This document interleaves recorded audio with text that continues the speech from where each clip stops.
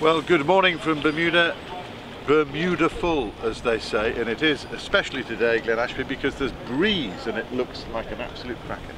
Yeah, look, today's forecast and conditions so far are looking absolutely fantastic. We're between sort of about 14 and 18 knots of breeze today. Absolutely perfect sailing conditions for these boats, so really looking forward to getting out there and hopefully getting a couple of good races under our belt.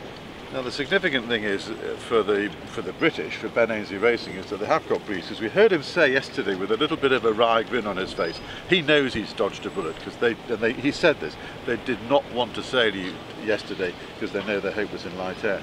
So a bit of an advantage to the Poms here.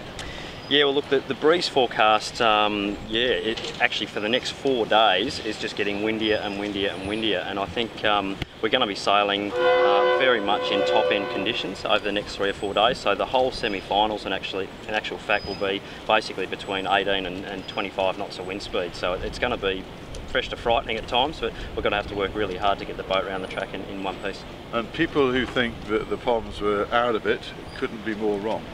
Absolutely, those guys are very, very fierce competitors. They've put a lot of time and effort into their boat, particularly in the last few weeks when they did realise they had a little bit of a speed issue in the lighter conditions. Sailing in stronger breeze though, they're very, very solid. Their boat handling is generally very good.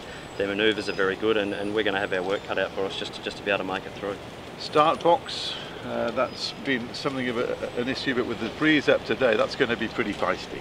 Yeah, I mean, it really does come down to how well you can handle these boats. They're very, very wicked up in the big breeze, and very, very difficult to sail. And your choreography needs to be perfect to get the boats around the start box well, and you're almost semi-surviving in some of these conditions to actually do your manoeuvres well. So it's going to be very, very interesting to see who can survive the best. And your cyclors are going to be working overtime because they're going to have to produce a lot of juice today.